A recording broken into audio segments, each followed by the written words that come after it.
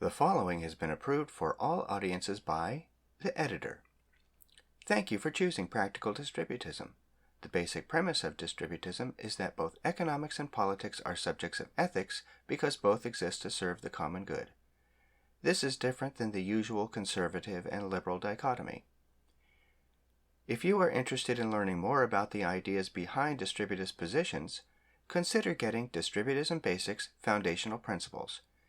It is available in print and ebook formats at the Book Patch, thebp.site/167644, also available through Amazon.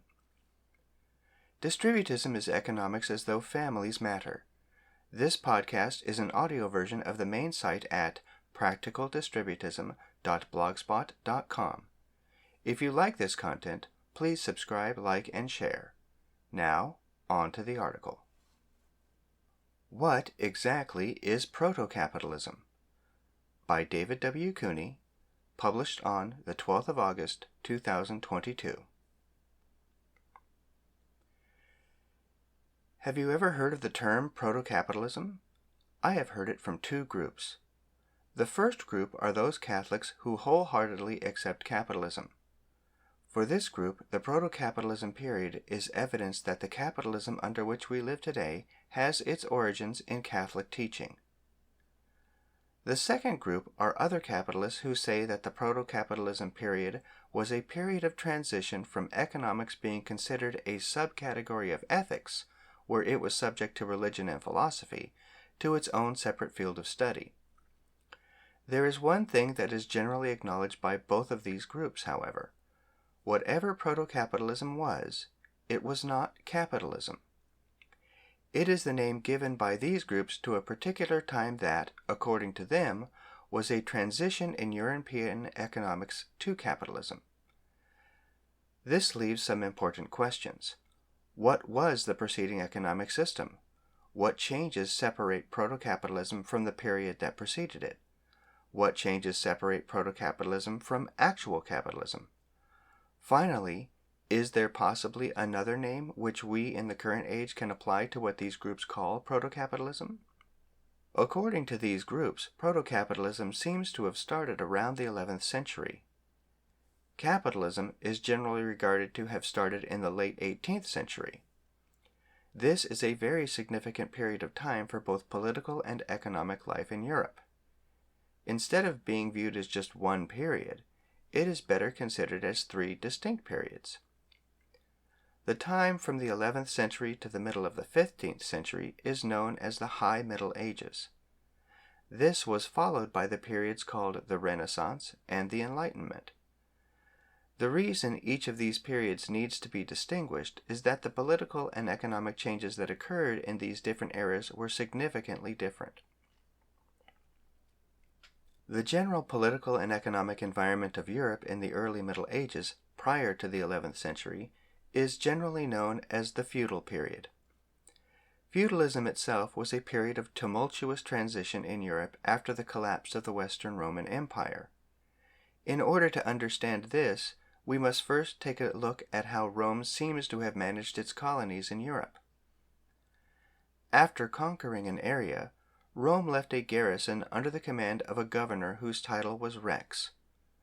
The purpose of this was to ensure that there would not be an uprising against Rome and that the taxes would be collected and sent back to Rome. This is where we get the expression that all roads lead to Rome.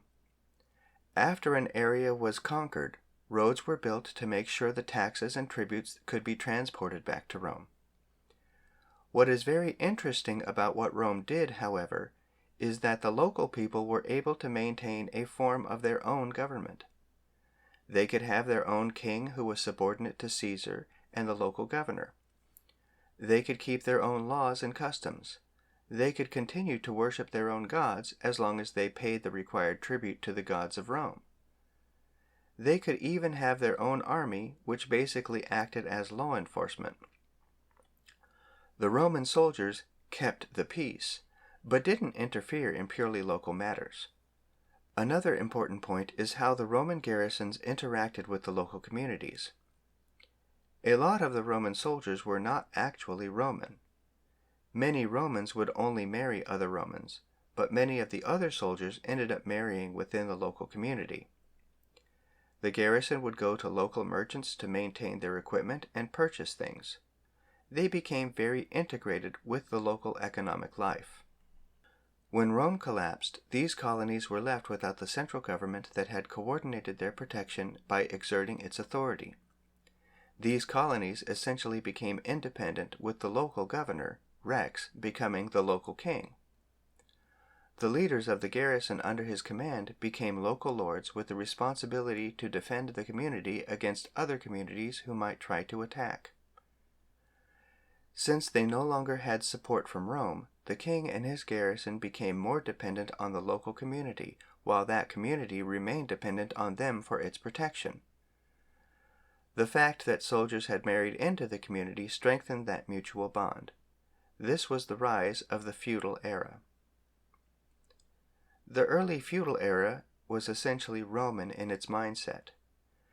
The kingdom cities became divided between lords and the people, who were serfs. Serfs were essentially slaves.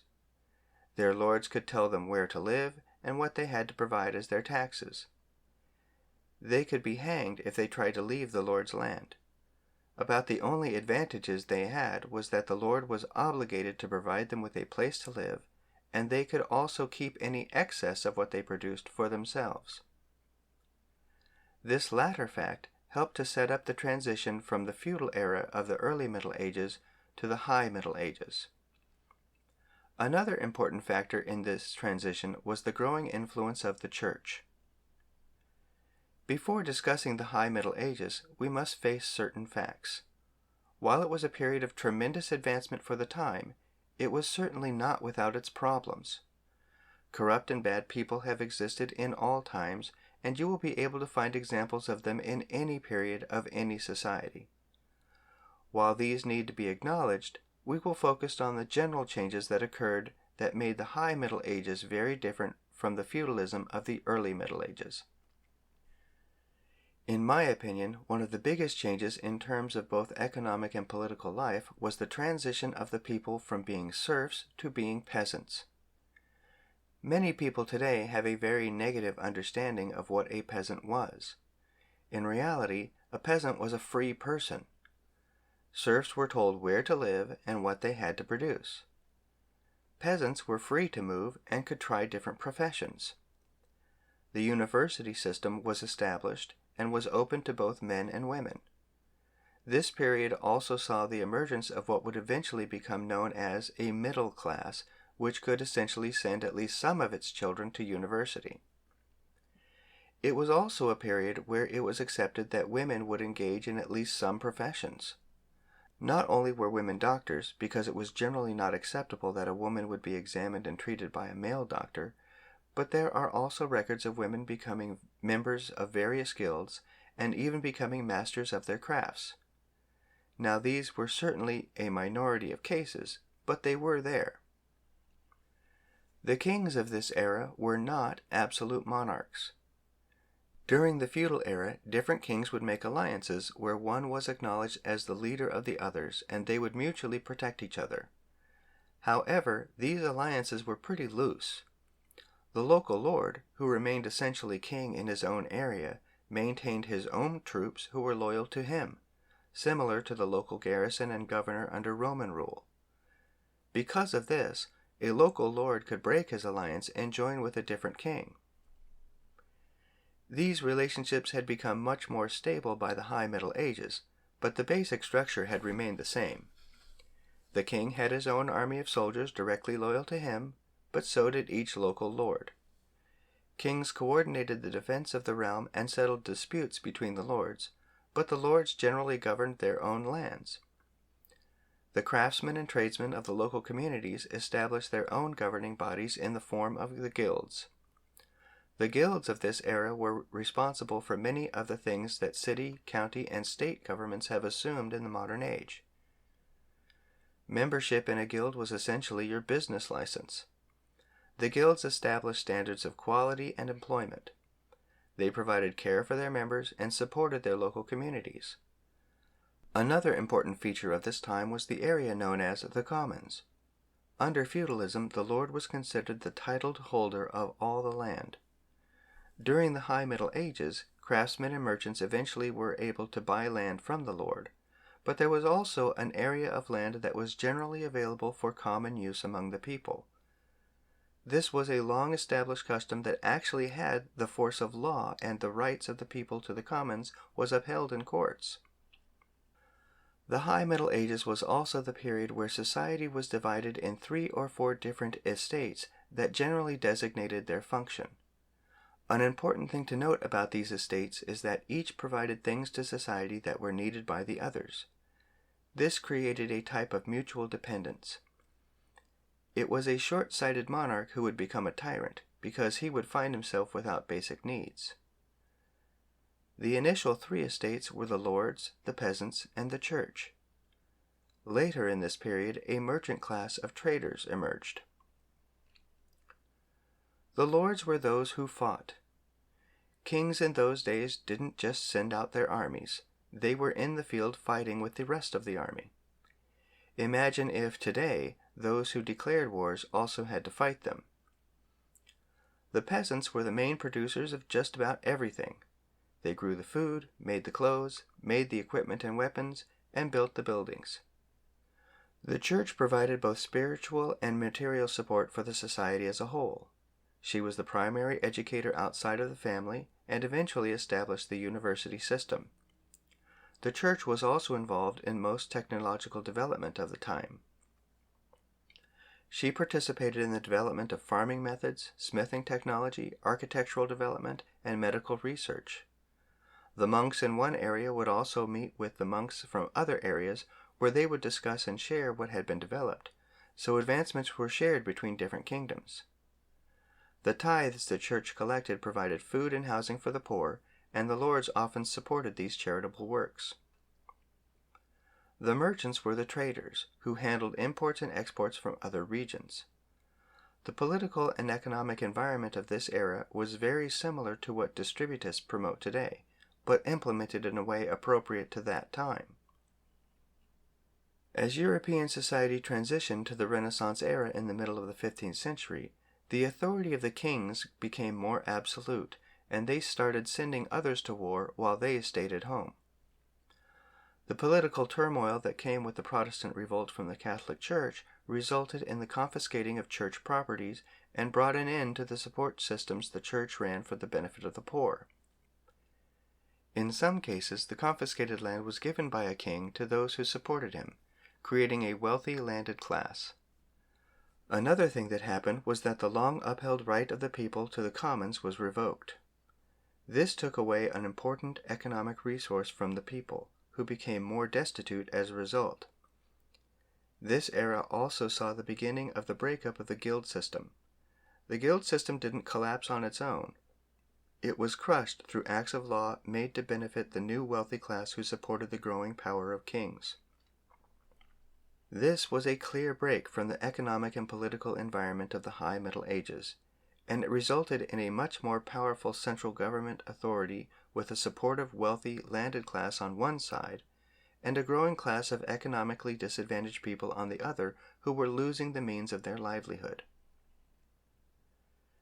As society transitioned from the Renaissance to the Enlightenment eras towards the end of the 18th century, it also saw the transition to capitalism. This involved the gradual general revolt against all forms of monarchy and the establishment of federal republics throughout most of Europe. It is true that England maintained its monarchy, but the power of Parliament had grown to the point where the monarch eventually became more of a figurehead, while the power of Parliament was similar to the republics that were being established. The wealthy landholders started to develop factories and other large production systems which they expected to be manned by the poorer classes whose economic situations had degraded during the Renaissance. They openly wrote with disdain about this class, calling them indolent and lazy, and saying they wasted their valuable time with leisure that could be used to produce more. These first capitalists used their economic influence to get laws changed to hinder any remaining home industries, so the workers they wanted would basically have no choice but to work in the factories. So, looking at these different phases of political and economic history, what period can rightly be called proto-capitalism? The main distinguishing feature between capitalism and other economic systems is the existence of two economic classes, one that owns productive capital and employs the other to do the actual work of production for a wage. Which period was a definite move towards this while not yet being true capitalism? For me, the typical commentator who points to the High Middle Ages is wrong.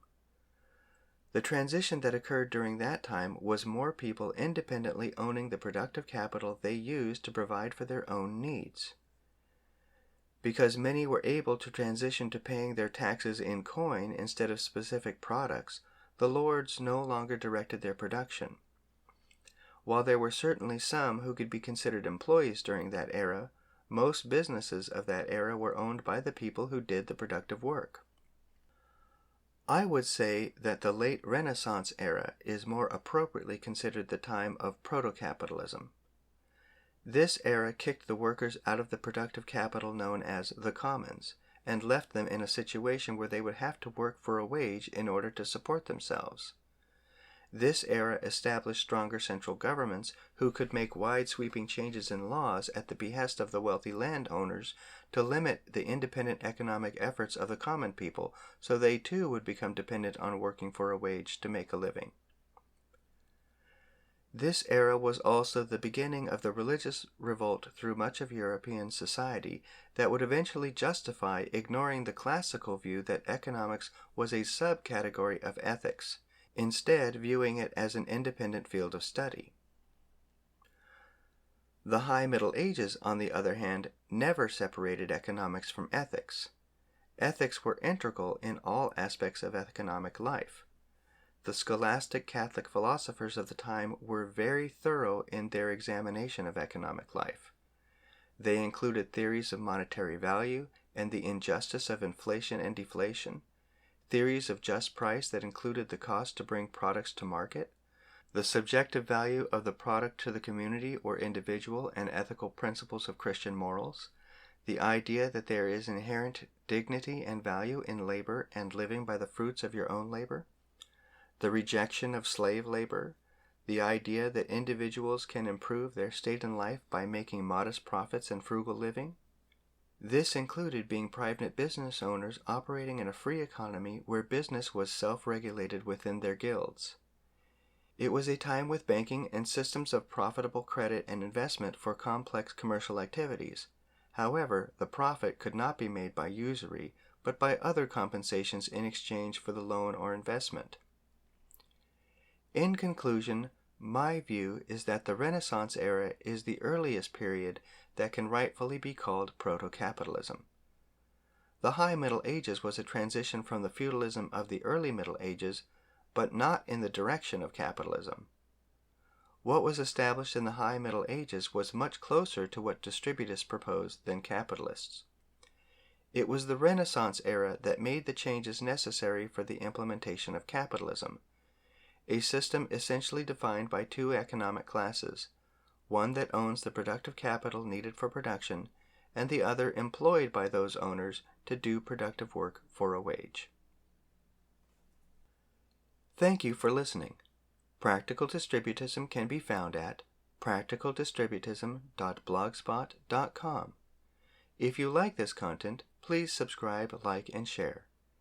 If you are able, please consider becoming a supporter at subscribestar.com/practical-distributism or at anchor.fm/practicaldistributism/support.